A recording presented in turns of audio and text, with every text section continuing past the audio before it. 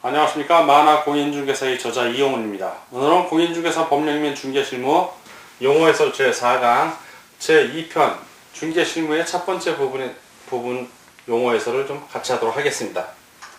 자, 중개실무는 그 과정이 어떤 부분이 주로 이제 되냐면 각 이제 중개가 되는 과정을 한번 보도록 하면 매도인이 있습니다. 매도인, 뭐 임대인도 상관이 없고요. 자, 매수인이 있습니다. 그리고 중개업자 A가 있습니다. 이 중개업자 A가 바로 여러분 자신이라고 생각하시면 이해가 빠르실 겁니다. 이제 공인중개사가 돼서 중개업자가 됐을 때 상상하시면 됩니다. 자, 중개업자 A가 중개를 하기 위해서 하는 일이 다 중개실무입니다. 자, 매도인을 확보하는 것, 즉 매물을 확보한다 그러죠. 매도 중개 의뢰 받는 요 과정, 요것도 중개실무고요. 또 매수 의뢰 받는 것도 중개실무에 해당이 됩니다. 자, 이렇게 되고, 그리고 매도인부터 물건을 받으면 또 매수인부터 물건을 받든가 이걸 홍보하는 과정, 즉 홍보 마케팅이라고 그럽니다. 일반적으로 이제 마케팅하는 것도 중개실무에 해당이 되고, 또 매도 의뢰 받은 물건에 대해서 조사도 해야겠죠. 조사. 이 물건을 조사하는데 직접 현장에 가는 걸 현장 답사라고 그러고, 그리고 이 물건, 매도인이 내놓은 중개 대상물, 자, 중개 대상물. 이 중개 대상물에 대한 어떤 공적 장부, 공부라고 그럽니다. 공적 장부를 조사하는 것도 조사가 됩니다. 자, 그런 것도 다 공인중개사인 중개업자가 조사 확인해야 될 사항들입니다. 자, 이런 것들이 다 완성이 됐을 때 거래가 이루어지는데, 그 완성되기 전까지의 단계, 거래되는 것도 물론 중개 실무지만 그 완성되기까지의 단계를 다 조사하는 내용들이 공인중개사 출매 실무 과정이라고 생각하시면 틀림이 없습니다. 법령에서는 이 중개 실무 과정, 이 중개가 되는 과정에 대해서는 나오질 않습니다. 즉 결과만 갖고 얘기를 하는 거고, 실제 여러분들 중개에 임했을 때 어떤 과정을 거쳤는지가 중개 실무의 과정이라고 보시면 됩니다. 먼저 순가 중개계약, 여러 중개계약이 있습니다. 뭐 오프닝 리스트에서 일반 중개계약, 전서 중개계약, 공동 중개계약 뭐 이런 것들이 다 있는데, 그런 것 일반 중개계약, 전서 중개계약은 저번 시간에 설명을 했고, 공동 중개계약이나 그런 어떤 독점 중개계약들은 다 누구나 읽으면 아는데, 순가 중개계약이 여기 아주 매력적입니다. 사실은 저거 하면 안 되는데, 우리 공인중개사법에는 순가중개계약을 불법으로 금지하고 있지는 않습니다. 다만 순가중개계약을 해갖고 중개가 이르러서 수수료를 받을 때 초과 수수료를 받으면 그걸 금지 행위에서 규정함으로써 간접적으로 규정하고 있는 겁니다. 무슨 얘기냐면, 예를 들어서 갑이 중개업자 A에게 물건을 팔아달라고 하는데 이 중개대상물을 무조건 2억에만 받아주셔, 나는 2억 이상은 원하지 않습니다 라고 얘기를 한 겁니다. 중개업자에게. 수수료는 당신 알아서 취하십시오. 이게 순가중개계약이야. 쉽게 얘기해서. 그러면 중개업자 A는 이걸 2억에 팔아야 될까요? 2억 이상에 팔아야 될까? 수수료가 없어. 갑은 2억만 받아달래. 그러면 A는 만약에 이거를 2억 100만 원에 팔았으면 100만 원이 수수료인 거예요. 근데 A가 이거 봐라, 많이 세게 벌면 내가 많이 벌겠네. 3억에 팔았어. 이게 극단적인 예를 드는 거예요. 그래, 빨리 여러분들 이해를 하잖아. 자, 요 마진이 얼마예요, 그럼? 요 마진 1억을 수수료를 받는 거야. 이게 순가중개계약이야. 자, 그러면 이런 순가중개계약이 난무하게 되면 중개업자는 가격을 부풀릴까요? 양심적으로 팔까요?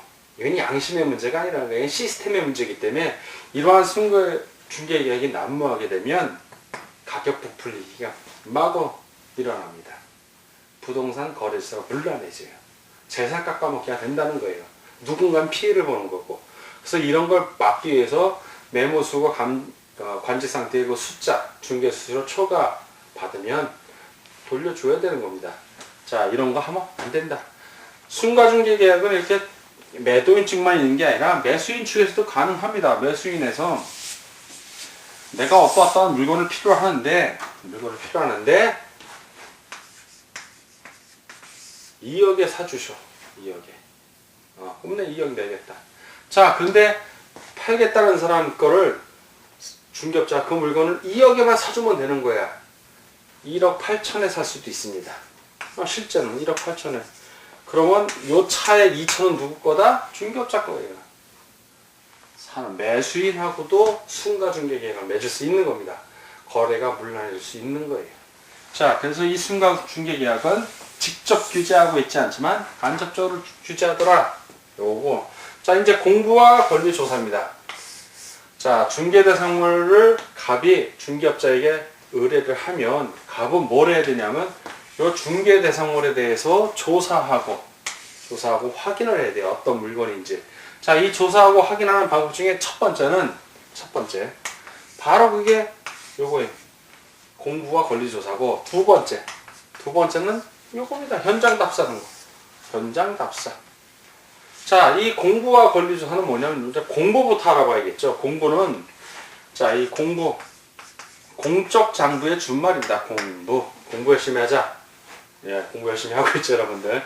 그 공부하고 이 공부, 공적 장부를 얘기하는데, 이 공적 장부에는 크게 보면 이제 보자고요. 이제 어떤 게 있냐면, 먼저 부동산 등기부가 있어요. 부동산 등기부. 이 등기부는 등기소 가서 띄면 되는 겁니다. 인터넷으로 발급도 해주는데, 우리가 제일 많이 토지 등기부가 있죠. 토지 등기부.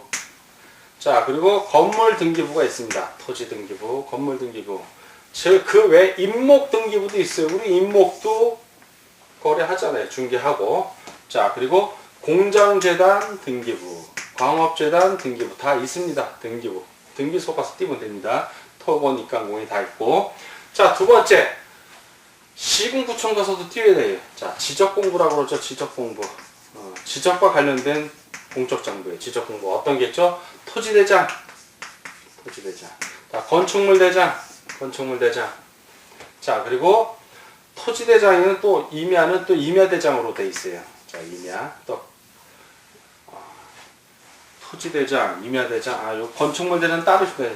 건축물대장 여기 들어가요. 시군구청에 따로 있고, 건축물대장이 따로 있고, 지적공부에는 토지대장, 임야대장, 그리고 지적도, 토지대장에 있는 토지의 그 지적도고, 임야대장에 관련된 지도를 임야도라고 합니다. 임야도.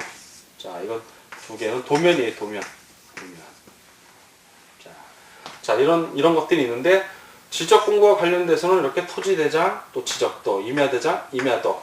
자, 그리고 이제 건축물대장이 있습니다. 지적공부는 토지와 관련된 거니까. 자, 건축물대장이 있고, 마지막으로 시군구청에서 이 토지가 앞으로 어떻게 이용이 될 지역인지, 자, 이게 제1종 전용주거지역인지, 제2종 전용주거지역인지, 상업지구인지, 알 수가 없지 않습니까? 그러니까 토지이용계획 확인서라는 공부가 있습니다. 토지이용 계획 확인서. 자, 이렇게 있는데, 이 지적공부 건축물대장 토지이용계획 확인서는 어디 가서 띈다? 이건 시군구청에 가서 띄면 되는 거고, 등기부는 어디 가서 띈다? 이건 등기소 가서 띄면 되는 겁니다. 자, 요즘은 다 인터넷으로 다 뜰 수 있는 시스템이 마련되어 있습니다. 자, 이게 공부고, 중개업자는 갑이 매도인의 중개대상물을 내놓으면, 이게 주택이든 토지든 건물이든 이러한 것들을 관련되는 서류를 다 띄어봐야 됩니다. 본인이 발급을 받아서 확인을 하는 게 바로 공부하고, 또 확인을 해보면서 어떠한 권리 하저 여부를 조사를 해야 됩니다. 등기부를 통해서 토지 등기부, 또 건물 등기부를 확인을 해서 이 A, 갑이라는 사람이 진짜 주인인지 아닌지 확인해 봐야 되고, 지적공부하고 건축물대장을 띄워봐서 거기 등기부에 등재된 이 매도인이 지적공부나 건축물대장에도 소유자로 되어 있나 확인을 해야 됩니다. 이게 다르다면 왜 다른지도 확인해야 되고. 자, 이런 식으로 해서 그리고 해당 지역의 토지는 앞으로 어떻게 이용이 될지도 매수인에게 또 설명도 해줘야 되기 때문에 이러한 서류를 다 확인하고 권리도 조사를 하는 겁니다. 자, 이 서류 조사를 토대로 하고, 공부와 권리는 서류 조사고, 두 번째는 현장 답사 해서 이 중개대상물을 확인을 해봐야죠. 자, 현장 답사는 중개대상물이 있는 현장에 직접 한번 가보는 겁니다. 아까 공부하고 권리조사는 이제 책상에 앉아서 하는 거고, 두 번째 중개대상물 가보면 뭘 봐야 되냐? 그 등기부에 나오지 않는 사실들이 있어요. 예를 들어서 분묘기지권, 분묘기 직권. 자, 그리고 유치권. 그리고 민법에서 배운 거죠, 유치권. 그리고 세 번째는 이제 점유권. 또 특수지역권. 그리고 법정지상권, 법정저당권. 그리고 마지막으로 주택 임차권. 임차인이 있나 없나도 봐야 됩니다. 분유, 점집, 법인 이렇게 암기를 하시면 되는데 꼭 반드시 가서 확인을 해야 돼요. 아니 소장님 이거 뭐 공인중개사가 중개사무소하면서 가서 확인하면 되는데 왜 이렇게 강조를 합니까? 이러실 수가 있어요. 근데 공인중개사인 중개업자는 또 뭐도 할 수 있냐면 경매 대상의 입찰 대리, 매수 신청 대리를 할 수 있다고 했죠. 그때 이게 위력을 발휘해, 이 현장 답사가 그때 위력을 발휘하는 겁니다, 여러분들. 경매 같은 거는 서류에 있는 것만 봐서는 안 되고 반드시 현장에 가야 돼. 그래서 임차인 관계를 반드시 조사를 해야 됩니다. 그리고 이 임차인이 권리가 있는 사람인지 없는 사람인지 당연히 공부하셔야죠. 그리고 경매를 하시려면 법원에 등록을 해요. 중개업자라고 해서 다 하는 게 아니라 등록을 해야 되고 또 경매 관련 실무계획을 이수해야 됩니다. 그런 것도 그때 가서 공부하시면 되니까 걱정하지 마시고 이러한 권리들을 다 현장 답사를 통해서 알아내는 겁니다. 또 뭐도 알아야 된다? 요 밑에 미공시 주요시설 있죠? 요것도 요때 가서 알아내는 거예요. 현장 답사를 하면서. 그만큼 현장 답사가 중요한 겁니다. 반드시 현장에 가서 물건을 알아본다는 얘기죠. 자, 그리고 등기부등본. 자, 등기부등본은 왜 또 아까 얘기는 했지만 등기부등본 따로 또 설명을 해드리려고 이렇게 쓴 겁니다. 등기부등본을 띄워보면 등본이라는 거는 등기부하고 똑같다는 거예요. 등본이라는 건. 즉 등기부를 전부를 복사한 걸 등본이라고 하고 일부만 복사한 걸 초본이라고 해요. 등기부 초본. 근데 요즘은 초본은 거의 안 쓰고 다 전산화되어 있으니까 프린. 옛날에는 이게 30-40년 전 얘기예요. 다 손으로 등기부를 손으로 써서 발급을 해줬어. 원본과 똑같다라고 도장 찍어갖고. 근데 지금은 다 프린트를 하고 인터넷으로 하는 시대라 등기부 등본이 바로 등기부예요. 저기 등기부를 그대로 그냥 출력해 준다고요. 근데 이 등기부 등본 가서 띄워보면 어떻게 되냐면 지금은 다 전산 처리가 되어 있으니까 표제부가 나와요. 표제부. 부동산에 대한 표시, 뭐 주소, 소재지, 지번 이런 거, 면적 이런 거 해놓은 표시되는 제목이 있는 부, 표제부. 그 뒤에 소유권에 관한 갑구, 또 소유권 이해의 권리 을구, 뭐 임차권, 전세권, 저당권은 다 을구에가 있습니다. 만약에 소유권 이해의 권리가 없어 주인이 직접 살고만 있고 저당권도 없다면 표제부하고 갑구만 나옵니다. 자, 요렇게 돼 있는데 요걸 갖고 권리 조사를 하는 겁니다. 부동산 등기부 등본을 갖고. 그리고 등기부 등본은 여러분들 한번 직접 띄워서 보는 게 최고예요. 지금 공인중개사 공부를 한다면 자기가 살고 있는 집은 다 있을 거 아니에요. 임대차를 해서 살든 본인 집이든 등기소 가서 아니면 인터넷으로 가서 한번 띄워보세요. 그게 아무나 뛸 수 있나 없나? 아무나 뛸 수 있는 겁니다. 돈만 내면 돼요. 인터넷으로는 제가 알기로 한 800원 정도 들어가고 실제 가서 뛰면은 1200원인가? 돈이 그렇게 비싸지도 않아요. 법원에 가서 뛸 수도 있고 등기소 가서 신청을 하면 됩니다. 자기 집 주소 써서 발급해달라면 등기부등본은 누구에게나 발급이 돼요. 왜? 그 집이 저당이 얼마 잡혔는지 알아야 될 거 아니에요. 등기부등본 하는데 당신은 안 되고 당신은 되고 이게 아니에요. 공시하는 기능이에요. 누구나 봐라 이거예요. 그 주인, 소유주는 주민등록 앞부분만 나오고 뒷자리는 또 별 스타 표시로 나오기 때문에 그 개인의 인적사항은 고민 안 하셔도 됩니다. 그러니까 한번 등기부등본 띄워서 한번 보시면 아하! 별것도 아니네. 아주 쉽습니다. 자, 등기부등본 그렇고 미공시 주요시설이나 물건은 뭐냐면 미공시가 공시가 되지 않는 겁니다. 등기도 안 올라가고 어떤 거? 이 분묘기지권 같은 게 대표적인 토지 같은 경우는 이 분묘기지권이 제일 문제가 될 것이고 그리고 법정 지상권들 있잖아요. 무허가 건물이라든가 법정 지상권이 있는 건물이라든가 땅은 넓은데 조그맣게 건물 하나 있어. 그럼 이게 법정 지상권이 있는 거야. 그럼 이 토지에 대해서 이걸 사야 되나 말아야 되나 고민이 되는 거죠. 특히 고민이 되는 건 매매 같은 건 고민하는데 안 사면 그만이 아니면 값을 깎아달라고 그러는데 이게 경매로 나왔어. 이 토지가. 법정 지상권에 있는 물건이 경매로 나온 거야. 이걸 낙찰을 받아야 되나 말아야 되나. 중개업자 왜 그거 고민하니까 고민해야 돼요. 당신이 중개업자가 됐을 때 법원에 경매 대리 입찰 대리인 등록 신청을 했어. 누가 와서 나 경매 좀 받아주쇼. 이 물건 좋은데 권리 분석해달라고. 몰라. 모르겠는데요. 말이 안 되잖아요. 그래서 공부하셔야 됩니다. 자, 이런 물건들이 있으면 할지 말지 반드시 가서 확인도 해야 되지만 뭘 알아야 분석을 하죠. 그러니까 공부 열심히 하셔야 된다. 자, 이런 미공시 주요 시설 물건, 뭐 주택이라면 나무가 있어. 자, 나무가 있습니다. 이 나무가 이뻐갖고 우리 이 집을 사기로 한 거야. 갑은 집을 내서 팔았어. 이사 가는 날 잔금 치르고 딱 들어가는데 갑이 이 나무 파갖고 이사 가는 거야. 계약서에 이 나무에 대한 내용을 안 써놨네. 누구의 잘못은 안 해. 딱히 계약서를 안 써놨으니까. 근데 을도 그 얘기를 중개업자한테 해줬을 때 안 한 거야. 그럼 중개업자의 잘못도 아니지. 왜? 이 나무는 임목에 관한 법률에 의해서 갑이 임목 등기를 해버린 거야. 그럼 이 나무 누구 거다? 갑의 거예요. 자기가 자기 나무 캐가는데 뭐라고 그래. 여러분들 이사 가면서 장롱 같은 거 침대 가져가잖아요. 똑같은 개념이야 이거는. 그러니까 공시가 됐는지 안 됐는지 이거는 분명히 임목 등기부에서 공시가 됐을 텐데도 중개업자도 아차한 거죠. 그러니까 반드시 설사 이게 임목 등기된 거다 하더라도 계약서에 을이 얘기를 해줘. 이 나무, 아니면 말을 안 했으면 중개업자가 이 나무는 어떻게 할까요? 그럼 중개업자가 그건 파는 거 아니라고 나 가져간다고. 그러면 을은 난 이 나무가 마음에 들어서 산 건데 난 매매 안 하겠다고 할 수도 있고, 그러면 값을 좀 깎아달라고. 이 나무 가져갈 거면. 깎지 않을 거면 이 나무 그대로 두라고. 이런 흥정이 들어갈 것입니다. 그래서 이런 거 반드시 확인해야 됩니다. 정원수, 정원석, 정원에 있는 돌이라든가 조명시설 이런 것들 굉장히 중요한 겁니다. 그래서 미공시 주요시설이나 물건 반드시 확인해야 되고, 자, 그리고 분묘기지권은 분묘기지권 계속 나오는데, 이 분묘기지권 땅이 있어요. 땅. 자, 토지, 임야 같은 거 이제 매매할 때 되게 많이 나와요. 아파트만 매매나 임대차 하는 사람들은 잘 모르는데 토지는 넓단 말이에요. 산 같은 거, 임야 같은 거. 자, 이런 임야가 있을 때, 임야가 있는데 묘가 있는 거야. 묘가. 이 주인 묘는 아니야. 딴 사람 묘야. 그러면 이 묘는 분묘기지권이 거의 100% 있는 거예요. 이 묘는 함부로 건들지 못해. 왜? 관습법상의 법정지상권으로서 판례가 인정해 주는 거예요. 지상권이야.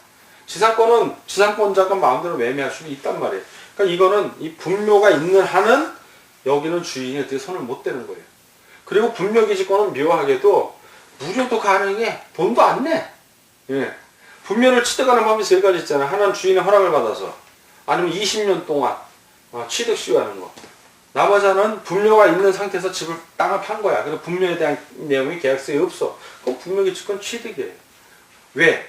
효사상 때문에 인정해 주는 거예요. 우리나라 전통적인 효사상 때문에 이게 인정이 된다고요. 그래서 토지 같은 거, 임야 같은 거 매매할 땐 반드시 가서 봐야 돼요. 여러분들 지적도 같은 거, 여러분들이 살고 있는 집도 한번 지적을 한번 띄워보세요. 토지대장 이런 거 다 띄워보면 거기 양식이 어떻게 다 나와요. 물론 우리 만화공인중개사 책에도 토지대장 양식 나와 있고 지적도 양식 다 나와 있지만, 문제는 그거는 제 교재에 있는 건 어떤 표준일 뿐이고 실제 구체적으로 쓰여 있는 건 한번 띄워보셔서 봐야 돼. 그러면 그 지적도 같은 거 이렇게 보면 뭐 이렇게 해서 막 나와. 뭐 그 도로 같은 거 나오고 땅도 나오고 번지수 다 지번이 나옵니다. 나오고 그러면 건물이 있다는 거죠. 근데 어떤 거는 그냥 아무것도 여백이야. 안 나와. 안 나오거나 뭐 산이라고 써있던 건 아무것도 안 나올 수가 있어요. 지적도에. 그거는 임야도에 있는 땅이야. 다 임야도. 산간이란 얘기죠. 산간. 임야도를 딱 띄워봤는데 잘 뭐 이렇게 널찍널찍하죠. 그래서 뭐 산 이렇게 했고 지번이 써있다고 임야도. 근데 임야도에 나오지가 않아. 그냥 공백으로 나와. 그건 다 지적도에 들어가 있는 땅이에요. 그래서 한번 띄워보셔야 돼요. 여러분들이. 그래야 그것도 자꾸 익숙해집니다. 지금 띄워봐도 되고 공부하느라 바쁘시면 나중에 공인중개사 돼서 중개업자 됐을 때 띄셔도 돼. 이용훈 선생님 바쁘신데 왜 띄라고 그래요? 안 떼도 돼요. 안 떼도 돼요. 우리 교재에 다 있으니까 걱정하지 마시고, 공인중개사 법령 이 책에는 없고 부동산 공시법령이 다 제가 집어넣어놨습니다. 예시하는 거를. 자, 분묘기지권이 그렇고, 자, 읽어보자. 클로즈는 영어로 클로즈잖아요. 클로즈. 거기다가 클로즈인데 현재 분사 써서 ing 쓴 거야. 현재 하고 있더니 오픈은 열다, 클로즈는 닫다는 뜻아니에요. 클로즈는 거의 마무리한다는 뜻이에요. 자, 중개 계약을 하면서 마무리한다는 건 뭐예요? 거래 계약을 한다는 얘기죠. 그게 바로 클로징입니다. 이 단어의 뜻. 그래서 거래 계약서에 당사자가 서명하고, 그리고 그 부동산 소유권을 현실적으로 인도하는 거, 이전하는 거, 그런 것 같이 다 포함하는 개념입니다. 이사 가는 날 공인중개사가 안 나와볼 것 같아요. 자기가 중개하면 마지막 날 그 매매대금 잔금 지불할 때 중개사무소 옵니다. 그리고 그날 이삿짐 빼거든요. 그거 다 가서 확인해 줘야 돼요. 왜? 왜? 이 사람이 집을 팔았어, 예를 들어서. 그리고 이 사람이 그날 이사를 들어가. 그러면 중개업자 가서 봐줘야 돼요. 안 봐주면 나중에 이 사람이 또 거기 평생 사는 게 아니라 살다 이사 가잖아. 그럼 이 사람한테 자기 중개 대상을 집을 내놓을까요? 안 내놔요. 끝까지 봐주면 고마워서 나중에 이사 갈 때 또 내놔, 그 집에다. 그렇게 고객을 확보하는 거예요. 집 한 번 사고 팔았다고 땡이 아니라 나에게 한 번 왔던 고객은 몇 년 후에도 다시 오게 만드는 거. 그게 진짜 중요한 거죠. 자, 클로징 이렇고, 거래 예정 가격은 뭐냐면, 자, 매도인이 중개 매도를 우려할 때 가격을 불러요. 그게 확정된 가격이 아니에요. 그건 자기가 받고 싶은 희망 가격이야. 내가 예를 들어 2억 1천만 원에 팔겠다 그러면 속으로 한 500에서 1000 깎을 생각하고 내놓을 수도 있다는 거예요. 아니면 2억 1000 꼭 다 받아야겠다. 이럴 수도 있지만, 그건 어디까지나 매도인의 희망사항이죠. 자, 매도인이 이제 돈을 받고자 하는 희망가격이고, 을도 역시, 그 평소에 200만 원짜리, 2억 원짜리 집을 사고 싶다. 근데 1000만 원 정도 차이가 나잖아요. 그럼 그걸 조정할 수가 있다고요. 즉, 매수의뢰자가 지불하고자 하는 가격하고, 매도인이 받고자 하는 희망가격이 약간 차이가 나는 거를 조절하는 가격. 그래서 그걸 참고해서 중개업자가 갑에게는 그건 2억 한 500쯤 할 겁니다. 매수는 그래도 한 500원 더 올리셔야죠. 이렇게 조정한 가격이 거래 예정 가격이고, 거민계약서는 뭐냐면 소유권 이전 등기를, 자, 이 거민계약서에 제일 중요한 거는 이제 소유권 이전 등기, 즉 계약에 의해서 소유권 이전 등기를 하는 경우에, 지금은 저게 매매 같은 경우는 거민계약서를 안 해요, 사실. 지금 안 하는데, 이 정확하게 개념은 거래를 하는데, 거래에 의해서 소유권 이전 등기가 되는 경우에, 소유권 이전 등기, 이러한 거래 계약서는 반드시 시공구청장의 도장을 받아야 돼. 그 거민이에요, 거민. 도장 받아갔음. 왜? 그리고 그 계약서에 도장 받은 거를 제출해야, 등기소에 제출을 해야 이전 등기가 되는 거예요. 이전 등기. 근데 지금은 저번 시간에 용어에서 배운 것처럼 부동산 거래계약 신고를 한단 말이야. 그 거래계약 신고서에 다 써요. 써서 신고를 하면 신고 필증을 줘. 신고했다. 그러면 거민계약서에 도장 받는 거나 신고 필증 받는 거나 똑같단 말이에요. 시공구청에 신고한 게. 그러니까 거민계약서를 제출하느냐, 계약서는 그냥 계약서를 내긴 내는데, 계약서하고 뭘 또 내냐, 거민에 해당되는 부동산 거래 신고 필증을 같이 첨부해서 내면 되는 거예요. 그러니까 지금은, 그런데 거래를 원인으로 한 소유권 이전 등기니까 매매 같은 경우는 거래 신고서를 내면 되는데, 어떤 경우, 증여 같은 경우, 이것도 증여 계약이잖아요. 민법에서 보면 증여 계약. 자, 이런 증여 계약 같은 거, 이런 게 있단 말이에요. 그래서 그 증여 계약, 이런 것들도 해당이 되기 때문에, 증여 같은 경우는 매매는 아니잖아. 그냥 준 거란 말이야. 또 준다는 계약서에다가 거민, 시군구청장의 도장을 받아서 소유권 이전 등기할 때 내라, 이 얘기입니다. 증여 같은 경우는 매매가 아니기 때문에 이건 부동산 거래 신고는 안 합니다. 그러나 거민계약서에 거민은 받아야 되는 거예요. 자, 그리고 노벨티 광고는, 이 노벨티라는 단어, 노벨티, NOVELTY, 노벨티가 그냥 새로운 고안품이라는 뜻이에요. 뭘 고안해낸 거야, 새로. 없는 거를. 그리고 또 다른 뜻은 뭐냐면, 그 가정에서 쓰이는 아주 실용성이 가미된 장식물이라는 뜻도 있어요. 새로 고안된 장식물, 그렇게 생각하면 되는데, 그런 거를 광고에 활용한다는 거예요. 예를 들면 그 가스라이터 같은 거에 무슨 노래방 이렇게 광고물 넣거나, 병따가에다가 무슨 치킨, 그런 게 일종의 노벨티 광고예요. 그런 걸 공인중개사 중개사무소도 개설을 하면 그런 거를 이렇게 동네에다 이렇게 홍보를 해라 하는 그런 차세 마케팅 기법을 얘기하는 겁니다. 자, 이 리스팅이라는 거는 중개 의뢰를 리스팅이라고 그래요. 리스팅. 목록이라는 뜻도 있고 중개 의뢰 계약을 받아서 쭉 적어놓은 목록이라는 것도 되고 그냥 중개 의뢰 받는 것도 리스팅이라고 합니다. ing가 들어가면 현재 분사하기 때문에 현재 진행이라는 뜻이잖아요. 그래서 구체적인 뜻은 중개 의뢰된 물건 또는 그 물건을 의뢰하는 거 아니면 의뢰받은 물건의 목록. 이거 포괄적인 개념입니다. 그리고 대리인과 인감증명서는 이 대리인과 인감증명서는 매수인의 대리인을 의미하는 거네. 매수인은 돈을 내면 끝이기 때문에 대리인이 와도 돈을 갖고 와야 돼. 의미가 없어. 매수인 쪽은 의미가 없고 이 대리인은 다 거의 대부분 매도인의 대리인이 문제가 되는 거예요. 저번 시간에 중개사고 되는 예를 하나 들었었는데 매도인이 직접 중개의뢰를 매물을 내놓지 않았을 때 대리인을 통해서 내놨을 때는 반드시 누구의 인감증명서? 대리인의 인감증명서가 아니라 매도인 본인의 인감증명서가 첨부된 위임장을 갖고 오게 해야 되는 겁니다. 그래야 중개사고가 나더라도 표현대리가 인정이 되기 때문에 매도인 본인이 도망을 갈 수가 없는 거야. 그런데 매도인의 그 인감증명서가 첨부되지 않은 그냥 위임장만 딸랑 내면 표현대리가 아니라 무권대리가 돼. 무권대리. 그러면 이 대리인이 잘못한 게 되는 거죠. 매도인은 아무 하자가 없어. 그러면 누굴 보호한다? 매도인을 보호하기 때문에 중개업자가 도망갈 곳이 없는 거예요. 그래서 반드시 매도인의 대리인이 오면 매도인 본인의 인감증명서가 첨부된 위임장을 반드시 갖고 오게 됩니다. 자, 오늘은 공인중개사 법률 및 중개실무 용어해설 제4강 제2편 중개실무에 대한 걸 했습니다. 다음 시간에도 물론 중개실무에 관련된 걸 할 텐데 오늘 공부하시면서 이 중개실무하고 관련된 내용들은 중개할 때 무지하게 활용이 많이 되는 거니까 여러분들 공부하시면서도 많은 도움이 될 겁니다. 자, 오늘 공부하느라고 수고하셨습니다. 다음 시간에 뵙겠습니다. 감사합니다.